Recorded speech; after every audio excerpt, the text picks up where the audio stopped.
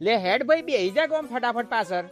મારે કોઈ તમારા બાઈક પાછળ બેવું નહીં. અરે હવે તને પાછું હું પેટમાં દુખાય છે? હા તે દુખાય જ ને, એનું કારણ છે પેલી હિરોઈન. પાછું હિરોઈન કોણ? આ તમારી પેલી નેના ભાઈની વહુ પૈણીને આવી છે ને, હવે જોજો તમને કોઈને ગોઠતો. હવે એને શું કર્યું પાછું? અને હવે તો પાછી એને સરકારી નોકરી આવી છે એટલે તો હવામાં ઉડશે. અરે યાર એમાં હું હવે હવના નસીબ.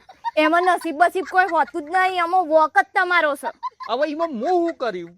હું પૈણી નાઈ દે મને તો રહોડામાં ગાલી દીધી. અને તમારા નેના ભાઈની વહુને મજિયારા ખર્ચે પેલો કોર્સ કરાય, આ કોર્સ કરાય, ટેકડો કોર્સ કરાય સરકારી નોકરી ચડાઈ દીધી.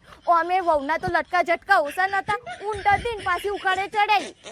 અલ્યા બાપા, મારા માટે તમે બે જણો હરખો જ છો. કોઈ અમે બે હરખા નહીં. હવે તો છે ને શેઠાણીની આરતી થશે. ચમકાઈ તો રૂપિયા રડીને આલવાની છે. અમે આખો દાડો ઠીવા ઘસીશું. એ શેઠાણી ને અમે ઘરની નોકરાણી. અલ્યા તારા આ બધું ના વિચારવાનું હોય યાર.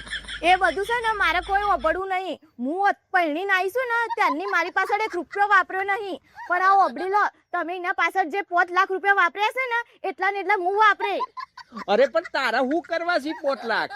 એ 5 લાખ લઈને હું પાયલોટ બનું કે કંડક્ટર એ તમારે નહીં જોવાનું. એટલે ઘરમાં કહી દેજો કે મને 5 લાખ આલ દે, નકર ભડાકા થઈ જશે. અલ્યા બાપા પણ ચોહી લાવું 5 લાખ રૂપિયા? હવે કિડની વેચીને લાય 5 લાખ રૂપિયા. જાઉં છું ઘેર જ ના આવજો.